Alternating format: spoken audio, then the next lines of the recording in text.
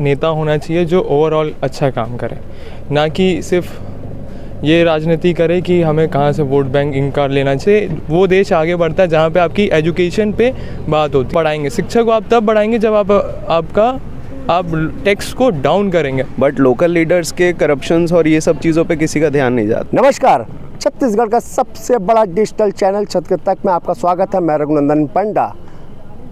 लोकसभा चुनाव का आचार संहिता लग गया है। राजनीतिक दल के सभी नेताओं की सांसें अब तेज होने लगी है।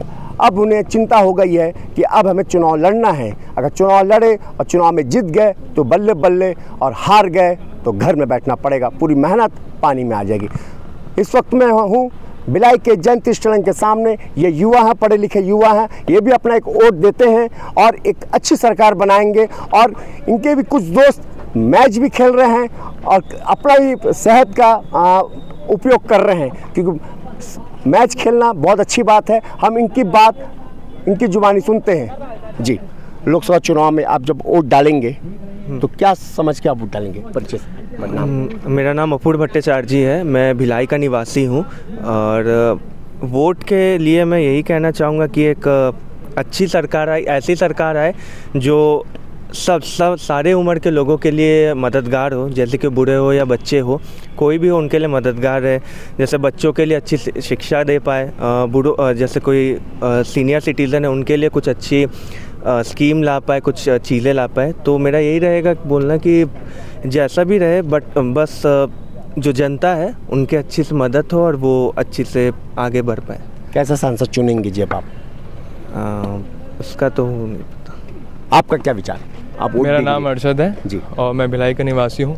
मैं बेंगलोर में जॉब करता हूँ और मेरे हिसाब से एक ऐसा नेता होना चाहिए जो ओवरऑल अच्छा काम करे, ना कि सिर्फ ये राजनीति करे कि हमें कहाँ से वोट बैंक इनका लेना चाहिए या उनका लेना चाहिए। जो आप समझ पा रहे हैं मेरी बातों को, तो काम ऐसा होना चाहिए कि हर एक छोटा से छोटा बच्चा और बड़े से बड़ा बोले कि हाँ, ये आदमी है हमारी तरफ का जो लड़ सकता है, बात कर सकता है। जैसे अभी यहाँ पे मैंने सुना कि आईटी का एक आपके न्यू रायपुर में हमने न्यू हब के लिए जगह ले ली, जो कि बहुत अच्छी चीज़ है। देश को अगर आपको एक हम अगर छत्तीसगढ़ की बात करें, अगर आगे बढ़ना है तो हमें ओवरऑल ग्रोथ समझना पड़ेगा।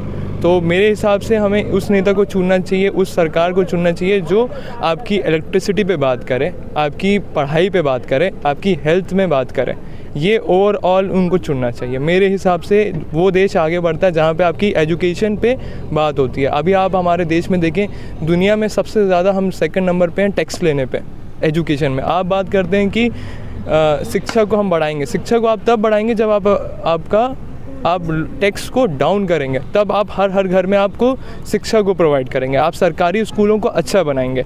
ये एक सबसे बड़ा महत्व है हमारे यहाँ पे कि जब आप एजुकेशन को आप आगे बढ़ाएंगे तो देश अपने आप बढ़ जाएगा। आप हेल्थ केयर को अगर आपके यहाँ आपके हॉस्पिटल्स अच्छे होंगे, सरकारी हॉस्पिटल में आज भी देख लीजिए, हमारे सेक्टर 9 एक सरकारी ऐसे सेंट्रल गवर्नमेंट है, कितने लोग वहाँ पे आज भी बहुत अच्छे से अपनी हेल्थ को वो करवाते हैं। तो ओवरऑल अगर देश को देखना है तो आपको इस मुद्दे पे बात करनी पड़ेगी, इलेक्ट्रिसिटी और बहुत सी चीज़ों पे आपको बात करनी पड़ेगी। सर, ये युवा कह रहे हैं मैं अपना वोट दूंगा, लेकिन सरकार स्वास्थ्य और शिक्षा पे काम करना चाहिए कि स्वास्थ्य और शिक्षा समाज की एक रीढ़ की हड्डी होती है। मैं एक दूसरे युवा के पास आता हूँ, आप अपने परिचय बताएंगे और जब वोट डालेंगे बताएंगे। मोहित वर्मा हूँ, भिलाई में ही रहता हूँ और IIT भिलाई में आर्किटेक्ट हूँ मैं।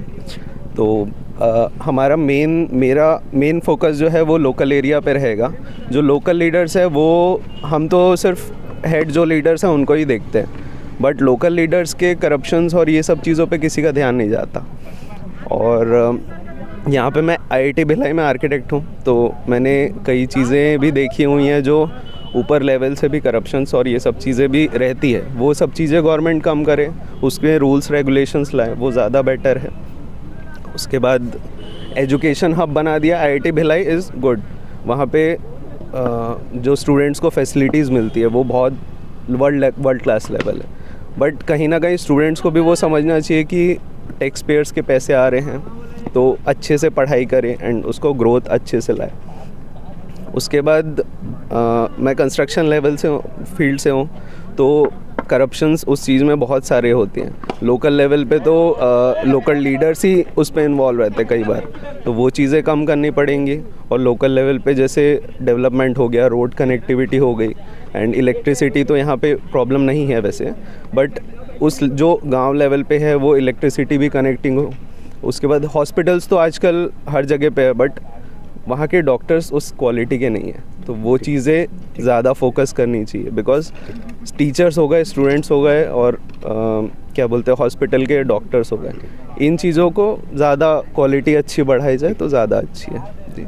ये युवा मतदाता कह रहा है अच्छी सरकारी हॉस्पिटल हो लेकिन उसमें क्वालिटी के डॉक्टर हो, ताकि कोई अच्छा मरीज आए ग्रसित बीमारी का, उसका अच्छा इलाज हो और वो सरकार का नाम ले। मैं फिर दूसरे युवा के पास आता हूँ। आपके क्या विचार भाई साहब, जब आप अपने कीमती वोट एक सांसद को देंगे दुर्ग लोकसभा के, क्या समझ के वोट देंगे? मेरा नाम उदय, मैं भिलाई का निवासी हूँ।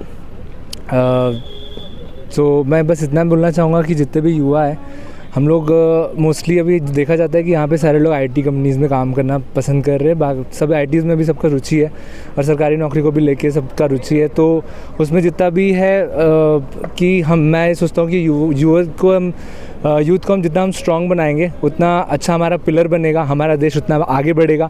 तो उसके लिए हमें सोचना चाहिए, खासकर हमारा जो स्टेट है, हमारा छत्तीसगढ़, हमारे यहाँ से बहुत लोग आईटी वाईटी में जॉब करने बाहर जाते हैं। अगर यहाँ पे ही होगा वो चीज़ और यहाँ पे जो डेवलपमेंट है वो दिखता है, बहुत अच्छा डेवलपमेंट हो सकता है यहाँ पे, तो वैसा कुछ जितना जल्दी हो सके तो उतना ज़्यादा अच्छा रहेगा। धन्यवाद। ये युवा मतदाता कह रहा है कि छत्तीसगढ़ में बहुत कुछ साधन है, अगर एक आईटी कंपनी अच्छी आ जाए तो यहाँ का युवा जो बाहर जाता है वो यहीं पर रह के काम करेगा और अपना नाम रोशन करेगा। रघुनंदन पंडा, छत्तीसगढ़ तक, भिलाई।